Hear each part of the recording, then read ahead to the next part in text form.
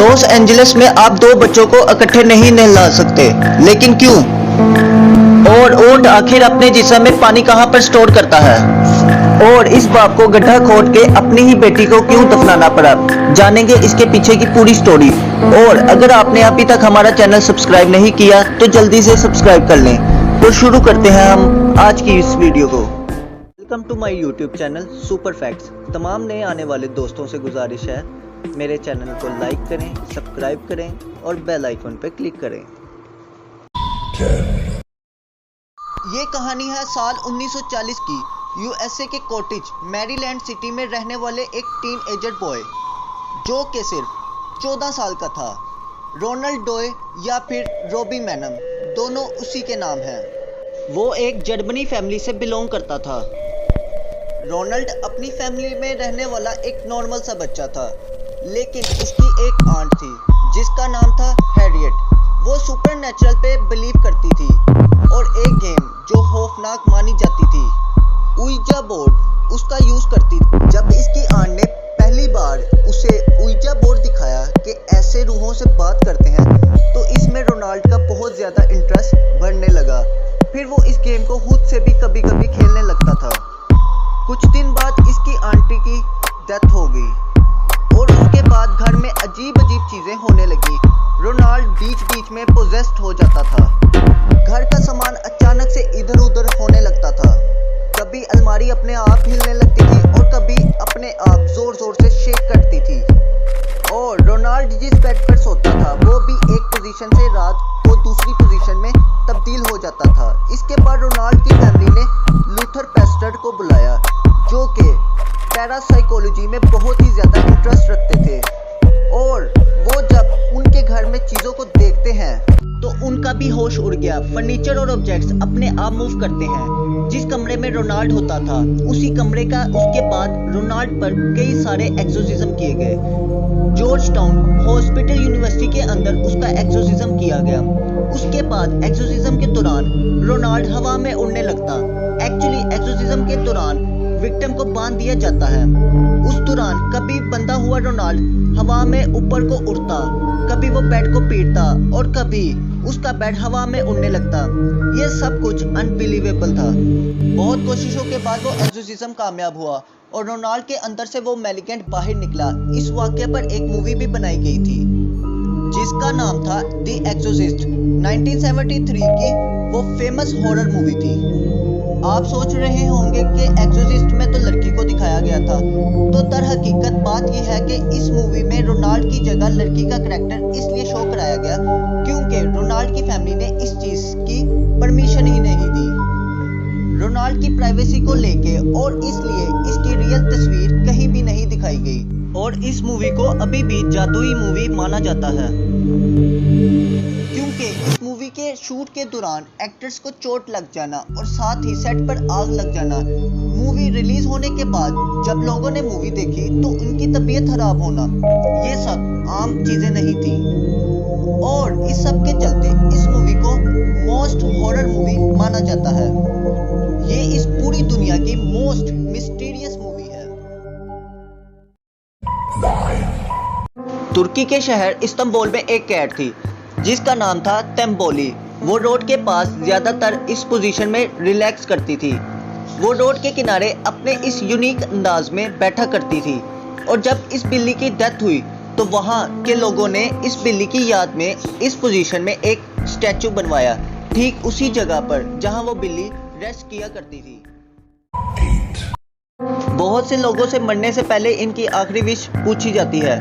ऐसे ही एक शख्स से जब इसकी आखिरी विश पूछी गई तो इसने कहा कि जब वो मरे तो इसे इसकी हार्ले डेविडसन के साथ एक बड़े से गिलास के चैम्बर में दफनाया जाए ताकि लोग एक राइडर की आखिरी राइड को देख पाएं। और आप इसकी आखिरी राइड इसकी इमेज में देख सकते हो जिसमें इसकी बॉडी को मखसूस अंदाज में बाइक पर बिठाया गया है। ऊंट जो 6 महीने बिना खाने और पानी के जिंदा रह सकता है, ये तो आपको भी पता ही होगा। पर क्या आपको पता है कि ऊंट इतना पानी कहां पर स्टोर करता है? आप में से बहुत से लोग कहेंगे कि ऊंट पानी को अपने हम्प में यानी कि अपनी इस जगह पर स्टोर करता है। अगर आप ये सोचते हैं तो आप गलत हैं, क्योंकि ऊंट अपने हम में पानी को नहीं बल्कि फैट को स्टोर करता है, जो कि इसके खाने की नीड को पूरा करता है। तो आप बोलेंगे फिर ऊंट इतना सारा पानी कहाँ पर स्टोर करता है? तो आपको बता दें, ये पानी ब्लड स्ट्रीम में स्टोर करता है और ज़रूरत पड़ने पर इसे यूज़ करता है। और ऊंट एक बार में 70 लीटर तक पानी पी लेता है, जो इसे महीनों तक जिंदा रहने में मदद करता है। No parking no car. अगर आप जापान में रहेंगे तो आपको ये चीज़ फॉलो करनी पड़ेगी। इसका मतलब ये है कि अगर आप जापान में कोई भी कार खरीदना चाहते हैं तो इसके लिए सबसे पहले आपको ये बताना होगा कि आपके पास इस कार के लिए पार्किंग करने की जगह मौजूद है या नहीं। अगर आपके पास कार पार्क करने की जगह मौजूद नहीं है तो आप वहां पर कार नहीं खरीद सकते। गुस्सा करना आपकी हेल्थ के लिए बहुत खराब होता है, तो आपने सुना ही होगा, पर ये आपकी हेल्थ के लिए कितना खराब हो सकता है इसका अंदाज़ा आप इस बात से लगा सकते हैं कि अगर आप सिर्फ 1 मिनट के लिए गुस्सा करते हो तो ये आपके इम्यून सिस्टम को 4 से 5 घंटे के लिए कमज़ोर कर देता है।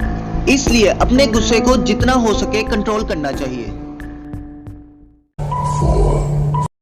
दोस्तों, क्या आप जानते हैं अगर आप लॉटरी खरीदते हैं तो आपके करोड़ों रुपए की लॉटरी जीतना यानी 20 करोड़ में से महज 1% चांस होता है।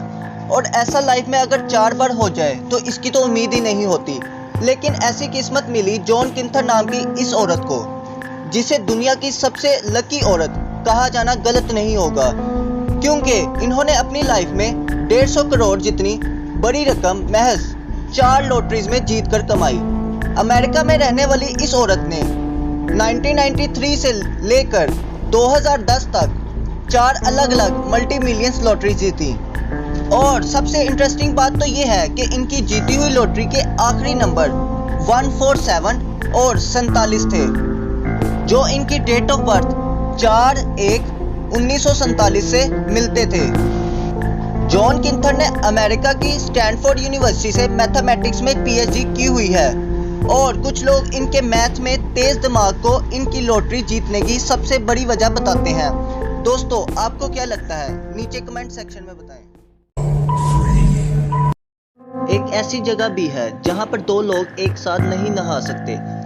जी हाँ, लॉस एंजलिस में 2 लोग इकट्ठे नहीं नहा सकते, और ये लॉ वहां की गवर्नमेंट ने हेल्थ से रिलेटेड प्रॉब्लम्स को दूर करने के लिए बनाया है। और वहां ऐसे भी कई अनोखे लॉज हैं जो आपको कहीं और देखने को नहीं मिलेंगे।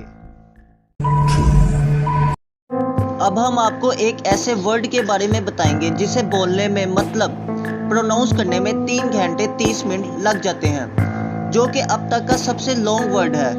ये जो आप स्क्रीन पर देख रहे हैं, ये एक केमिकल नेम है। इस बाप को गड्ढा खोदकर अपनी ही बेटी को क्यों डुबाना पड़ा? चलिए जानते हैं पूरी कहानी। बेटी की जिद करने पर ये अपनी बेटी को रेगिस्तान दिखाने के लिए ले जाते हैं, लेकिन कुछ देर बाद ये रास्ता खो देते हैं और बीच रेगिस्तान में कार के 2 टायर पंचर हो जाते हैं।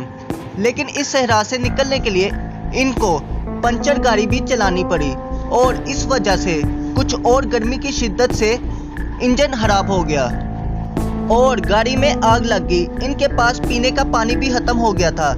वो 8 दिनों से इस रेगिस्तान में फंसे थे और दूर दूर तक इन्हें कोई भी रास्ता नहीं दिखाई दे रहा था जहां से वो बाहर निकल सकें। पानी और खुराक ना मिलने की वजह से इनकी बेटी चल नहीं पा रही थी, लेकिन आखिरकार इन्हें एक रास्ता दिखाई देता है जहां से शायद कोई गाड़ी आ सकती हो।